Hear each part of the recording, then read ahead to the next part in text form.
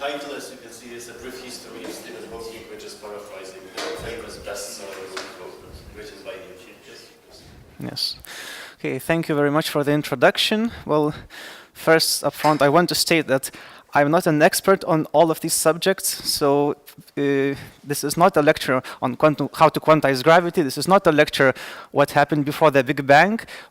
What I want to do is I want to present how his ideas developed. And like any of us, in the end, he's just a human being. So he made some discoveries which later advanced our knowledge, but he also made some statements which were not correct. So we should appreciate his input and where he was correct and where he maybe made a mistake. And so firstly, I would like to begin with his early years, because I think what is interesting is actually not what we hear on everyday life, because this part it's not presented. So for me, it was quite interesting how it all began. What was his story of his childhood? So let's begin with his birth. And so as you can see, his full name is Stephen William Hawking. He was born in 1942 in Oxford. And yeah. Father Frank, an expert of tropical diseases. So he had plenty of travels around the world, and of course he took Hawking with himself. So he is the one responsible for the rigor, for maintaining order, and to some extent to the peculiarities of his personality. On the other hand, we have his mother Isabel, who, although studied politics, economics, and philosophy, but due to the time, she was working subpar jobs, mostly in tax agencies or secretary at a hospital. Still, and the family was not very rich, so it's amazing that both of them had some proper education, because father's predecessors had problems with finances. They went bankrupt due to farming crisis. So it's amazing how they managed to escape that. And this this tradition to push your child to education was really well ingrained in them, and so it ended up helping pushing Hawking to education. But of course, we have to remember that these were war times, and even though he was born in Oxford, they were residing in London. And although well, they were not at home, but actually bombs were falling, and one of them actually fell a couple of blocks or a couple of houses away. So they actually had some damage in their house. And so they, of course, decided to leave London for good, and they moved to St. Albans, which is 20 miles north of London. And there they started living a more ordinary life. Well, depends what you call ordinary, because the family, as I said, was quite eccentric. They valued the education to the point that they would read books by the dinner table. They would not talk to each other, just read books.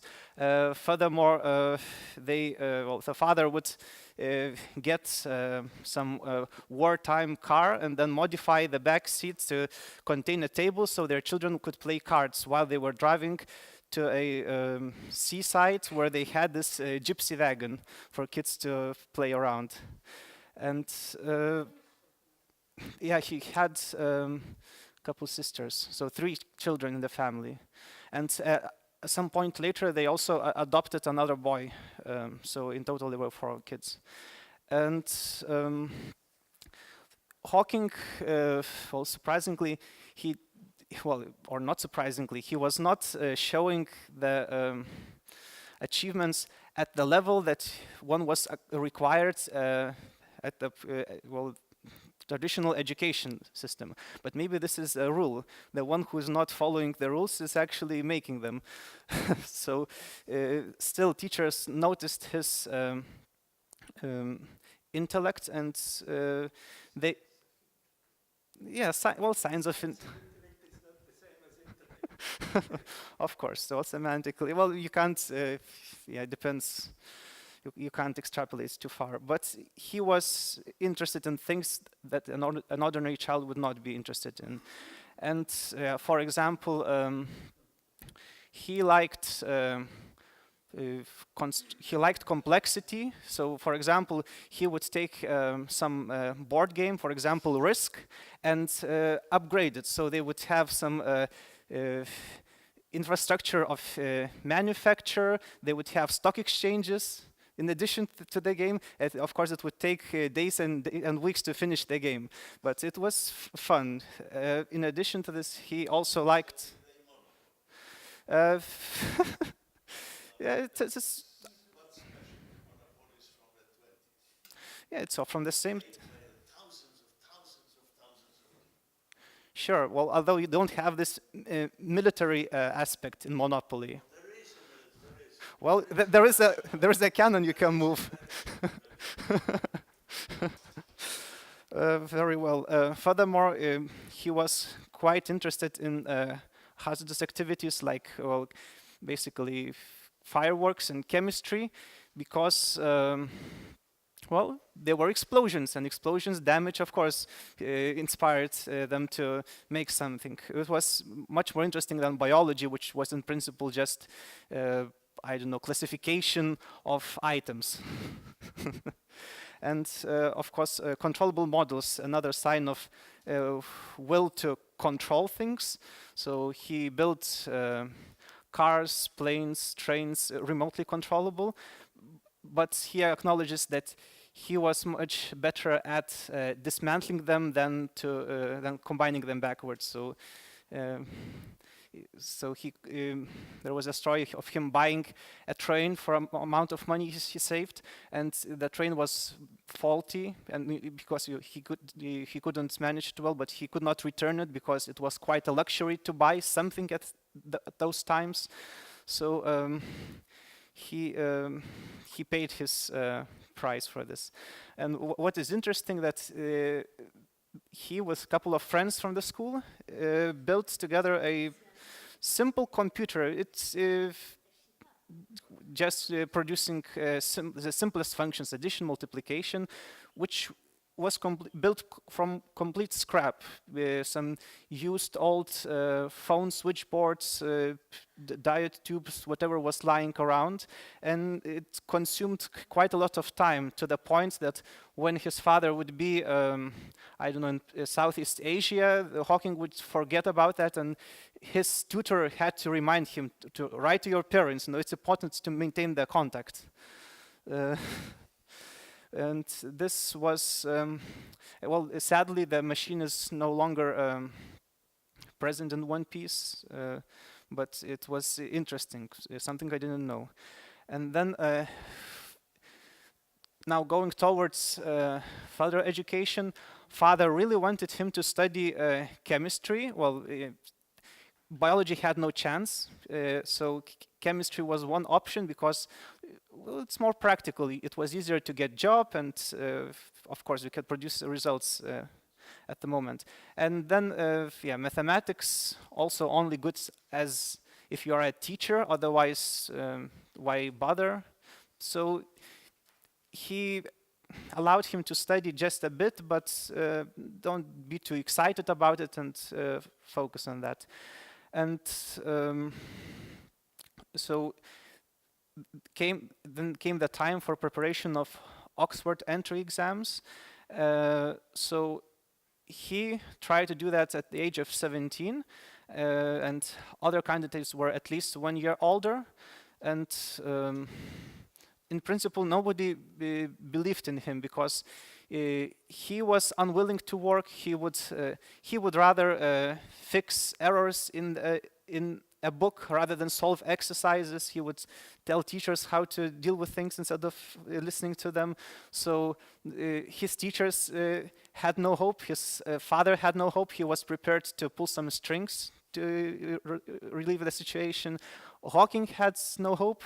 He was at the same time applying for civil service, some kind of engineering. Later he said that maybe it's a good thing that he failed, that he did not show up at civil engineering exam, because he would not be very useful with his illness. And actually he had almost perfect scores, so there was no problem. Then okay, maybe I could, so now there is a jump to the last year of Oxford, but I could add that being younger than the majority of population at the university, well, it was problematic. I mean, he was still a child, well, not complete child, but younger than everybody, and so it was not that easy to find friends, especially with his mindset. So he joined a rowing club, but again he caused problems because he liked very sudden movements, so he broke a couple boats and oars. So again, not the best thing to put on your CV. But eventually he managed that, and he found nice friends, but friends acknowledged that he was on the different planets, that whenever it came to solving exercises, whatever they managed to do in a week, if they managed to do it at all, he could do in 3 hours. So completely different level. And so then came the time for the third year exams, and well, Hawking stated that he was not very much into studying. He calculated that in total of the 3 years, he has studied for 1,000 hours, so an hour a day or so. So again, he did not expect much, and you had to, if you wanted to do theoretical physics or mathematics, you definitely had to get the first class, and it was a sign of weakness if somebody had to study for these classes. Back in those days, it was assumed in Oxford that it's kind of your destiny to be in this class. Either you're in the second class or in the third class, and that's it. If you study to get from third to a second class, that's a sign of a great personality. So he doesn't agree with this approach, but that's how it was dealt with. And well, it just happened so that he got borderline first and second class, and it was based on interview how he should score. And you can see what he said. If I get first, I shall go to Cambridge. If I receive second, I will remain in Oxford. And of course, he got the first. And then, okay, so there in Cambridge, he had an option to do particle physics or cosmology. He declined particle physics because it's biology.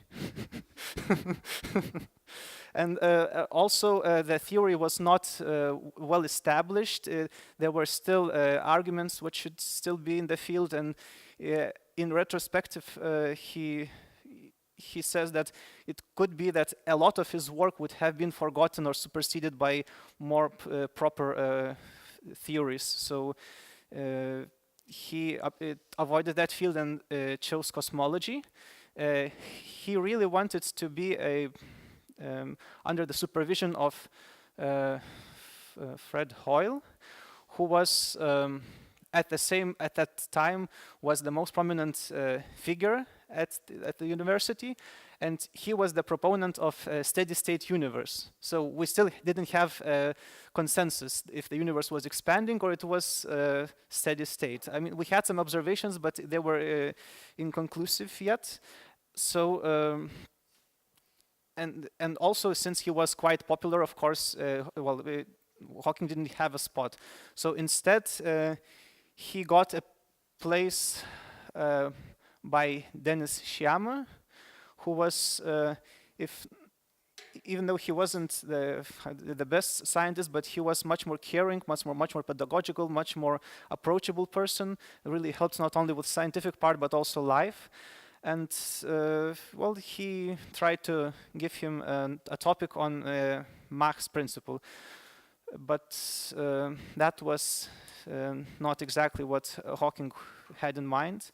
And by the time he was thinking about the topic, the illness struck to to a noticeable degree. There were some signs beforehand, but now he had several notices where it was something really off the order, something off. And he checked with doctors, and they concluded that it was this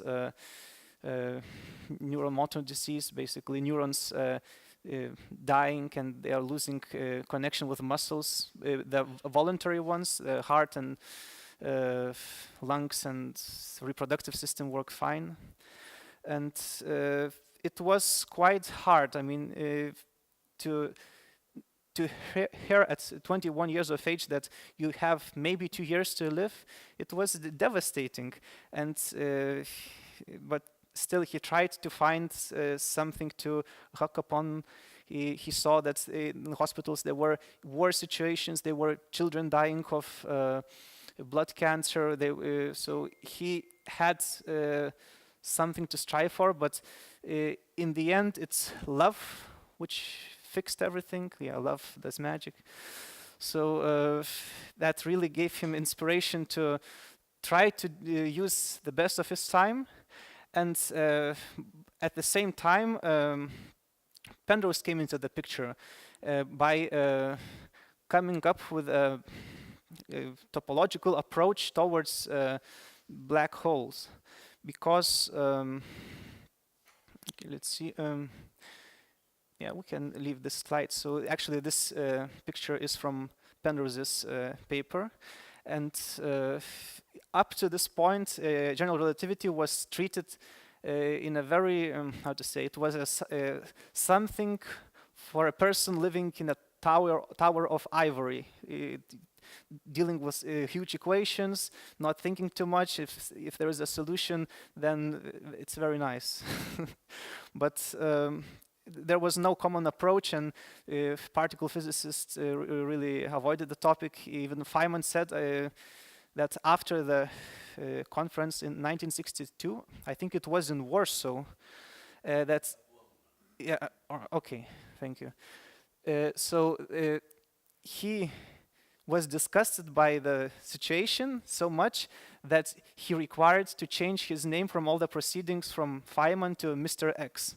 So whenever you look through the proceedings and you see Mr. X, that was Feynman. And now you see Penrose coming with something more elegant.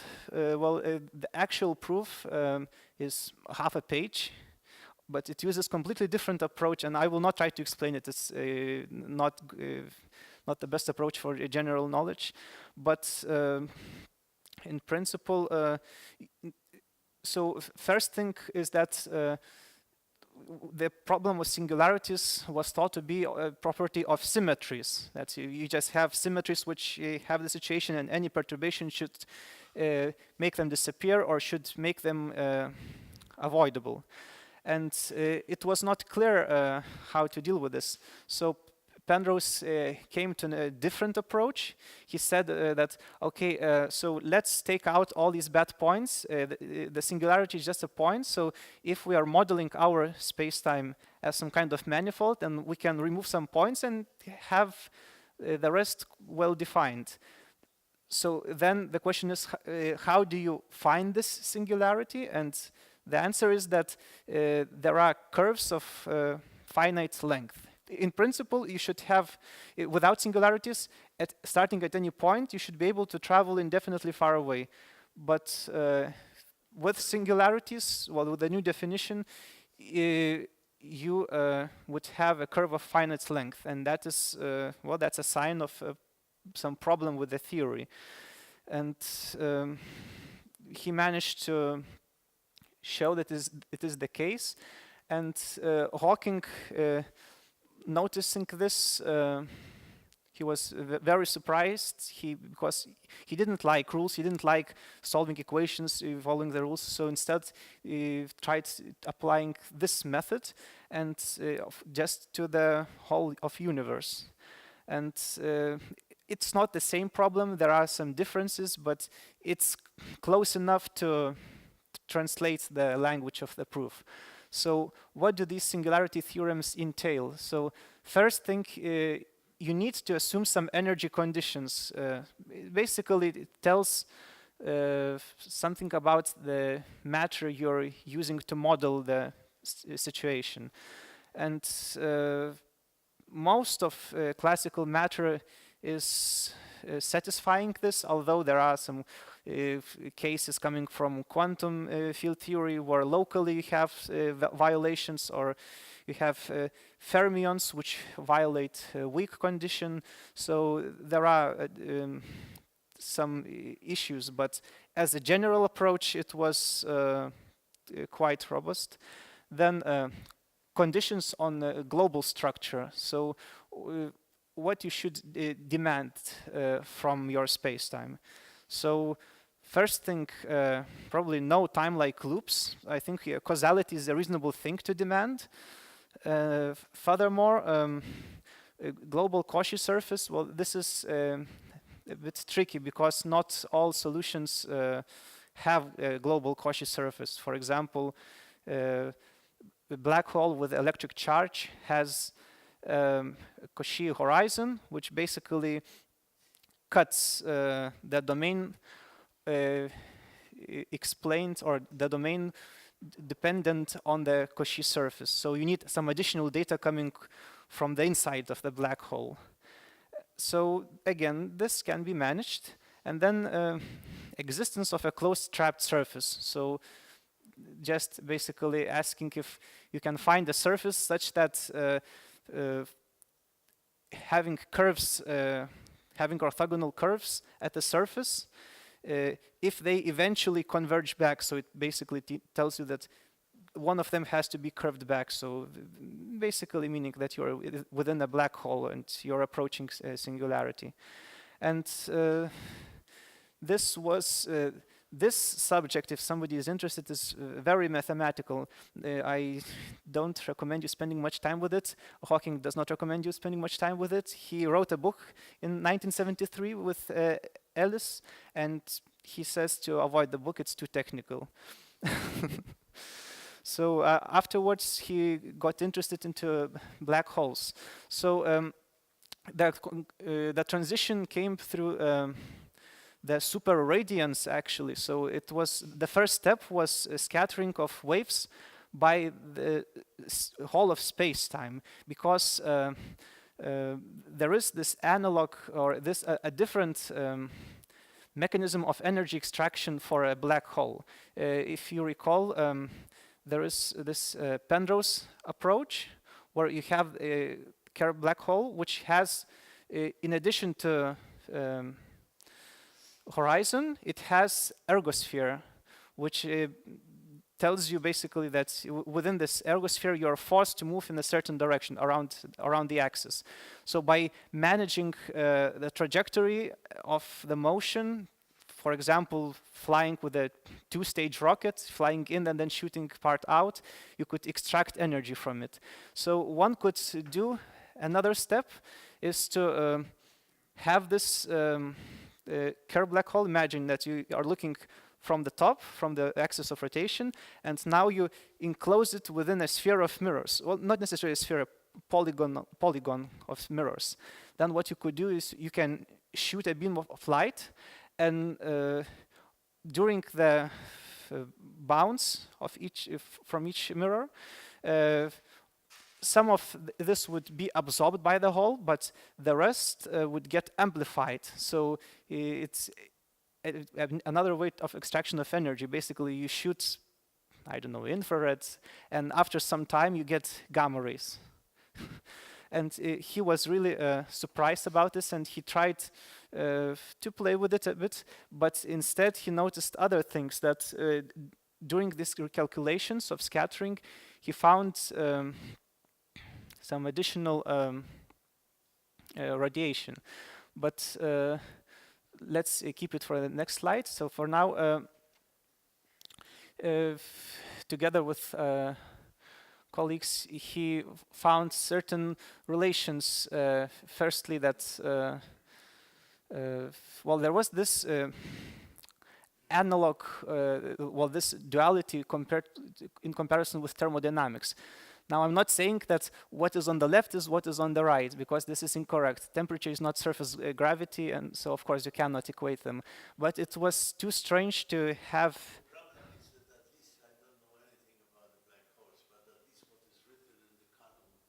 Mm-hmm. That's wrong.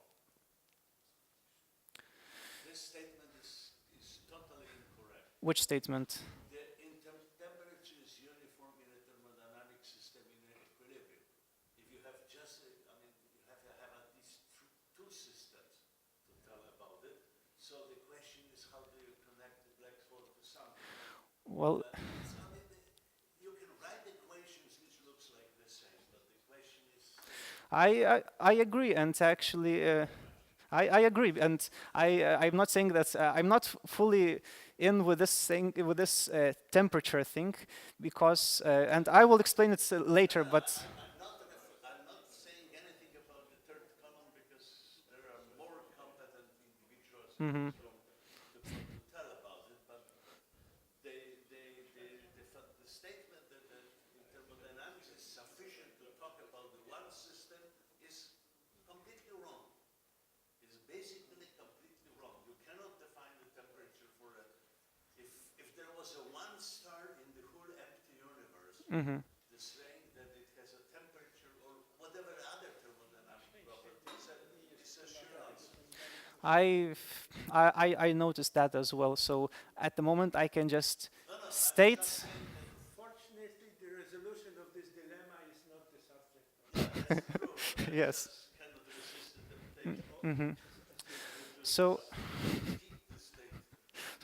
coming back, so we have. So just to reiterate what is mentioned is that, yeah, well, mass is equivalent to energy, and then area is equivalent to entropy, and surface gravity is to temperature.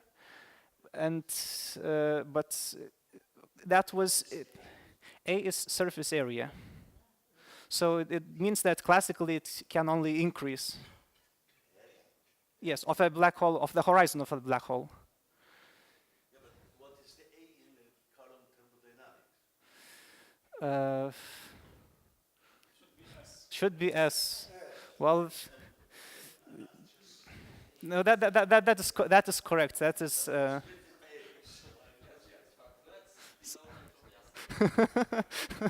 Easier to compare with. Okay, so but coming back to the topic, we cannot make this. We cannot define a temperature, because the black holes in classical theory are only absorbing objects. So there is no way to achieve equilibrium. So then comes the second step of analysis of scattering. So consider incoming waves. So it's a massless scalar field, and you can imagine it coming in and out. So here is the center of the radial center of this process. Here is the outer surface of the collapsing shell, if you will. Here is the singularity and event horizon. So it appears so that the problem is that so dealing with quantum mechanics, you have to define what is your vacuum state. And vacuum state, sadly, is not invariant. It depends on observer. It depends also on properties of space-time. And if there is some evolution in between, then it means that your vacuum state changes. So how can you interpret a particle if you don't know your vacuum state? And so this is basically dealing with Bogolubov coefficients.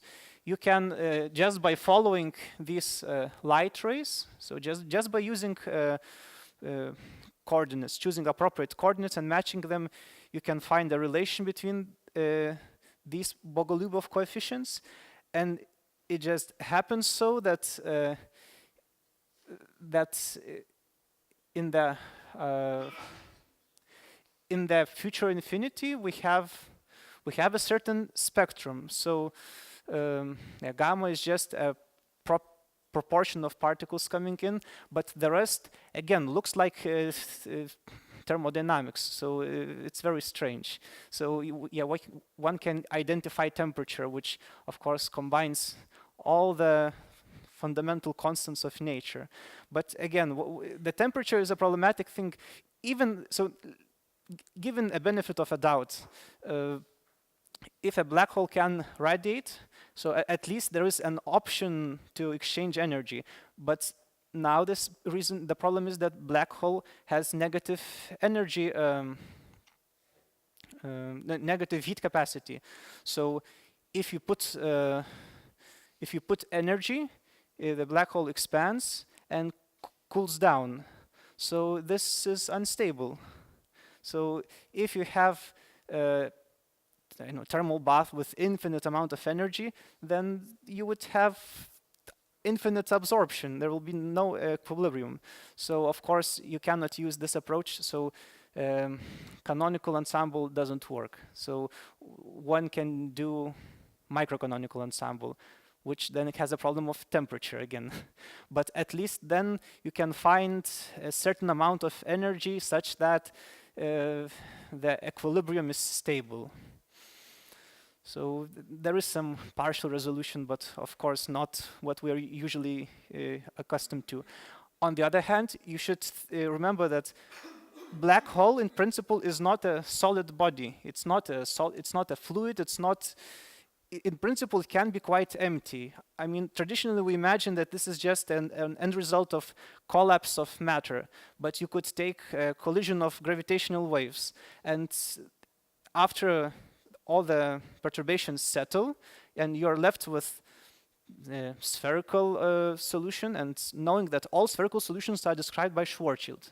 So the black hole can be quite clean, quite empty in some sense, in this dirty sense, and still it has temperature. So this is temperature of space, of vacuum. It's not even the temperature coming from Heisenberg's uncertainty principle. It's some different temperature. And of course, having this in mind, maybe one can relieve some of the conditions. Okay. Now, yes? Perhaps we should also mention that there were other individuals who were studying exactly the same problem in much clearer way, like Jacob Bekenstein, for example. Mm-hmm. The only problem of Bekenstein was that he was perfectly healthy, surely until he died. Mm-hmm.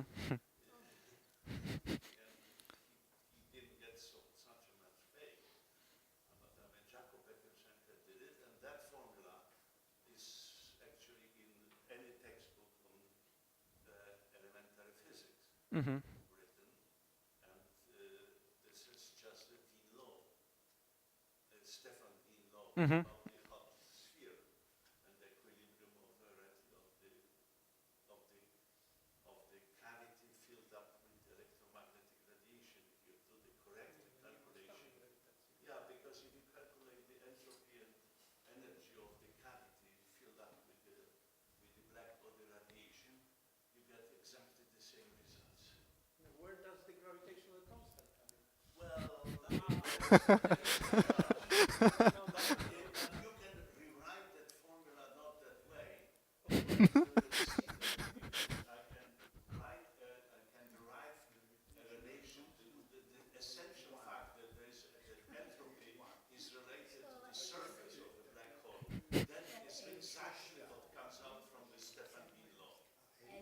is no need of any gravity for any thermodynamic process of a finite size. Okay, very well. Now, of course, this was not enough because we had, we still had all the formalism coming from quantum field theory. So, well, we basically had to catch up to 20 or 30 years. So now one could attempt to use a path integral approach. So basically, yeah, statistical properties of space-time. So one can imagine or such a traditional formula for path integral where there is some scalar field phi and the metric g, and so you should perform a path integral over these two functions, whatever this means. But exactly what does it mean? So we can have something easier.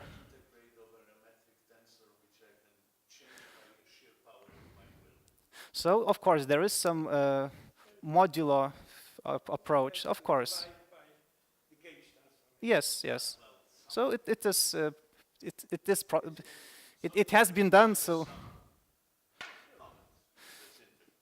sure.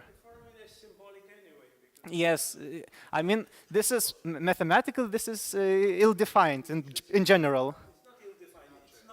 It's not. Well, whenever it's finite, it's defined. Otherwise, it's formal. Just well. So what's the meaning? So the meaning is that we want to consider the following Feynman. We have a evolution over.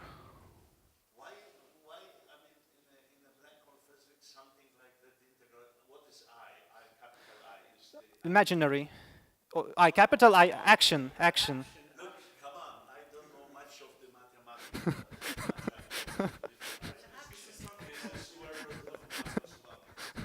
Not in the engineering school. Even that I know. Quantum field theory is a magic thing you calculate, and by differentiating it, you get all interesting quantities. Yes, correlation functions.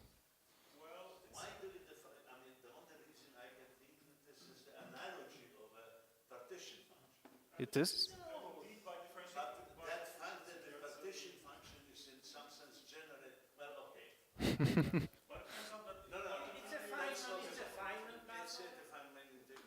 There's some kind of it. Okay, so just for those who are a bit confused about this path integral, so in layman's terms, we can just choose a nice basis. For example, phi n. So this would apply for a scalar field, but you can approach this, use this approach for other fields as well. And then you have just expansion coefficients. And then your measure is basically, in principle, up to a constant are these coefficients. So it's easy to understand. You're just integrating over all expansion coefficients, and you are, in principle, covering all functions, assuming that the basis is that the basis can cover the function, because you can't use, for example, Fourier series for singular functions. So you have to take this into account. And so using quadratic approximation, we can introduce the perturbation, but saddle point approximation to this, yes. But the problem is that this A is, well, this integral diverges. What was special from Hawking's side is that he introduced the regularization scheme to this. And in this case, it's zeta function regularization. Again, it's nothing new in general, but in relativity, in the gravity, this was something new. So basically what one does is one introduces zeta function, not of all natural numbers, but zeta function only of eigenvalues. So instead of 1/1, 1/2, you have 1 over eigenvalues to the power of s. And then it just happens that taking appropriate limits, that you have this relation. And then it makes things finite. And what actually happens is that if you try to calculate, if you try to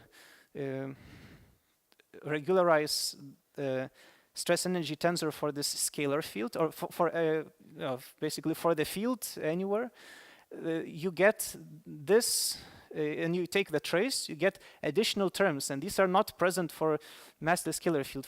In that case, it would be 0. So this is something non-zero, and this can be interpreted as a polarization of the gravitational field. And if you look a bit closer, well, here it's difficult to look, but just by considering values around a black hole, you would see that close to the horizon, it becomes negative. Away from the horizon, it's positive.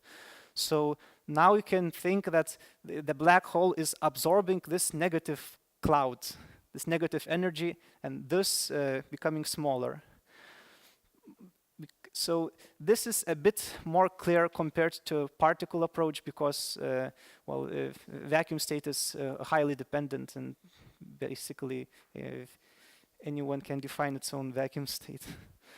And afterwards, well, another unique aspect was introduction of Hartle-Hawking state. It's a, I don't know, it's a guess of how the universe should react as a whole. The problem was that he wanted to deal with the initial singularity.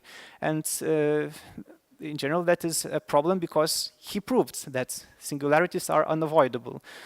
But what if you attempt this path integral approach? So notice now that you have a minus sign, so it means that our time is imaginary. And this is, again, a standard approach in statistical field theory. And here, what is the essence? So you are defining a wave function by this integral, but you demand a special induced metric at the boundary. So, and you can ask this boundary to be finite. So then as a consequence, you have that there is no singularity. Coming closer to the initial time, you have a smooth surface because time gets lost because you set your induced metric. If you set it to be finite, it's finite. So then one can say that in this sense, it's like the North Pole, like what is north of North Pole? There is nothing. So the same principle would hold here, but this is just an assumption, or it's a guess how it could be. It doesn't mean that the universe is like this, and this is not solving. It's just a tool to understand something. And I tried to read, well, I read a lot of things, actually everything he had done.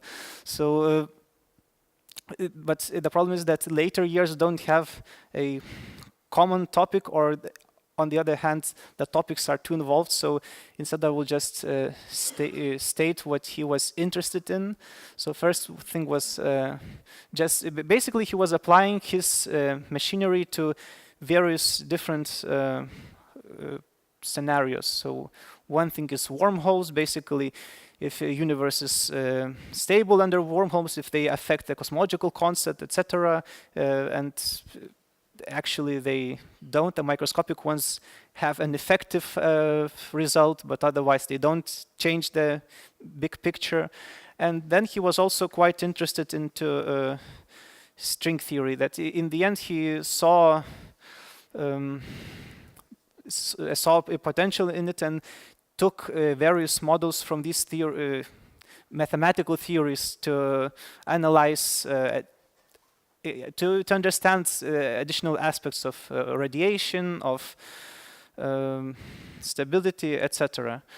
And in addition to this, there's also this aspect of information paradox, because coming back to black hole thermodynamics, you have a black body spectrum, but it means that there is no information about what has fallen in. You have no information about density matrices, so how can you resolve this? And for a long time he was fighting, he was arguing that it is lost or it travels to a different universe, trying to avoid the question.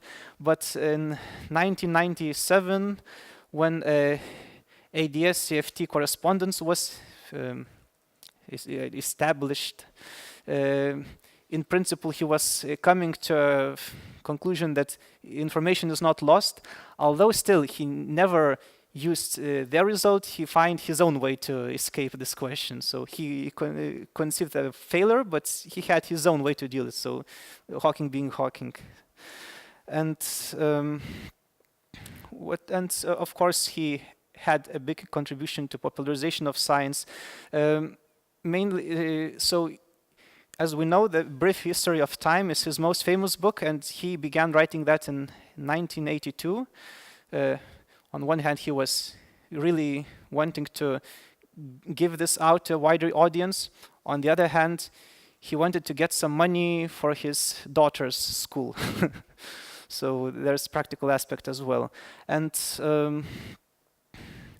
it was not all smooth, because in 1985 he had he had a pneumonia while traveling in Switzerland, and he had his ability to speak removed, and he was completely dependent on other devices. First he had these transparent tablets with color-coded letters, and after he got a computer with a famous voice.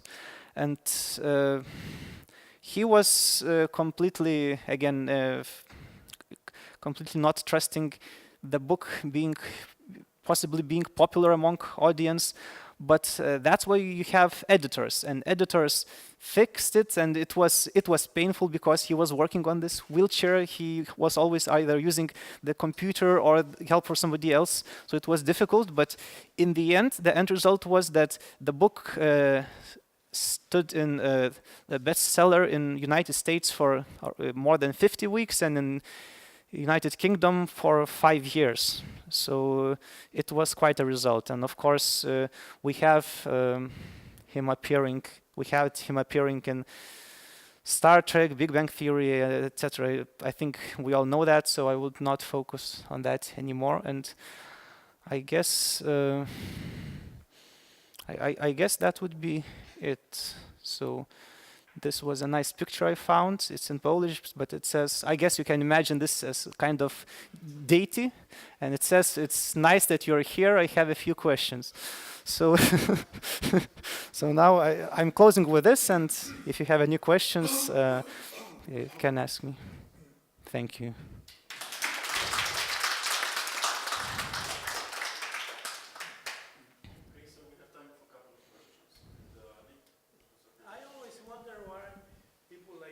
And others are so afraid of this information loss. What is the philosophical basis of this? Information can be lost. We see this in everyday's life. Yes, we are forgetting one absolutely. We burn a book, and the information in this book is... Well, we don't need to burn the book to lose the information. At least I don't. Do you have any feeling why this obsession with this problem was so acute? I mean, burning a book was not a problem. He was, so when he lost the bet for information paradox, he had to give a book to a friend. But so it was, for him it was the same as if to give a book or to give ashes, because ashes still contain information. Of course, it's very scrambled. It's like... That's not true. That's absolutely not true, because if you have the book, it has the structure. Yes. And if you have ashes, the structure is lost. So the certain amount of entropy, which was built up in the structure, changed. Mm-hmm. So there is a completely wrong argument about the ashes and the book. There is also radiation which the book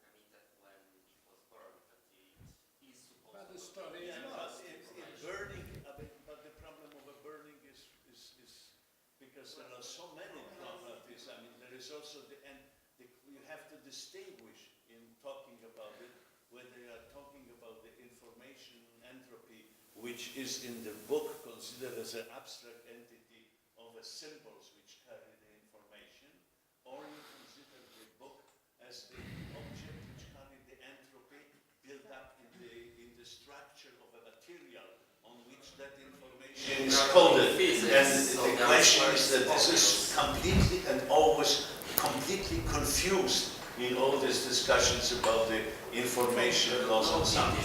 Because it's completely, because in the truly speaking, if you consider the entropy as information of the whole object without distinguishing that by a second law it cannot decrease. So that the question does not exist. If you have a theory which generates something where the second law does not apply, then arrivederci umana. You are missing the crucial point. The universe is a closed object. So then the thermodynamics that does not apply at all.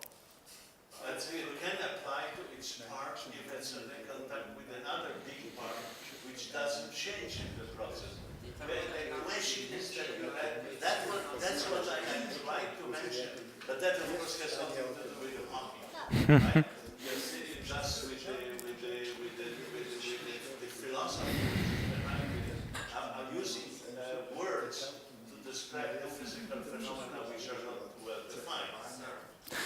Okay, so if I may transfer some other questions. If I may add a remark, I think this fear came from the fact that if you allow this information loss, the evolution in quantum mechanics becomes non-unitary. And that was, I think, in the 60s seen as something terrible. Nothing wrong with that. I mean, nowadays, there's nothing wrong with that. I mean, Some kind of dissipation. all this density matrix formalism, people got used to that. But at that time, a non-unitary evolution of the universe as a whole was seen as weird. Again, this is contradictory to the science of thermodynamics, which cannot by definition be described by unitary transformation because it's not conserved theory. So all the variables are not. I mean, that's what I was considering great progress that our quantum mechanics colleagues finally understood that the world is governed by the processes where the information is not conserved in that sense. That they have developed a method of describing that is extremely. More questions? If not, let's